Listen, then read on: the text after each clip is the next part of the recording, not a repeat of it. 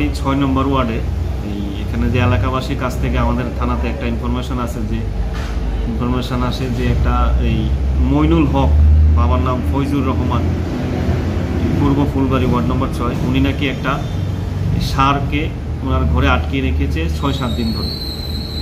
তারপর আমরা যথারীতি পুলিশ যাই ওনার বাড়িতে, যাওয়ার পর ওনাকে বাড়িতে পাইনি। তো ষাঁড়টা দেখে আমাদের সন্দেহ হয় এটা বোধহয় রাস্তার যে ধর্মীয় ষাঁড় ওইটা। তারপরে ওটাকে থানাতে নিয়ে আসি।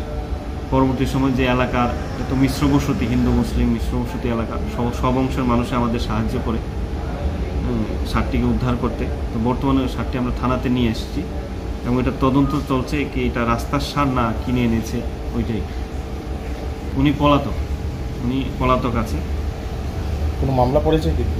মামলা এখনো হয়নি, এটা আমরা প্রিলিমিনারি তদন্ত চলছে। আমরা যে জিডি এন্ট্রি মূলে ওইটা প্রিলিমিনারি ইনভেস্টিগেশন চলছে। আমরা ষাঁড় উদ্ধার করার পর সন্ধ্যাবেলা এখানে এলাকাবাসী একত্রিত হয়ে যে ঘরটিতে ষাঁড়টা বেঁধে রাখা হয়েছিল 5-6 দিন ধরে, ওই ঘরটিকে ভেঙে দেয়। তারপর আমরা যাই, পুলিশ প্রশাসন যায়, পরিস্থিতি নিয়ন্ত্রণে আনে, এখন কন্ট্রোল আছে, পরিস্থিতি নিয়ন্ত্রিত আছে। কি উদ্দেশ্যে প্রিলিমিনারি ইনকোয়ারিতে জানতে পেরেছি বিক্রি করার জন্য আটকে রেখেছিল ষাঁড়টাকে। সেটা কি ধর্মীয় ষাঁড়? ধর্মীয় ষাঁড়, কেউ বলছে ধর্মীয় ষাঁড়, আবার কেউ বলছে যে কিনে এনেছে, কিন্তু ওকে না পাওয়া পর্যন্ত এটা কনফার্ম করা যাবে না।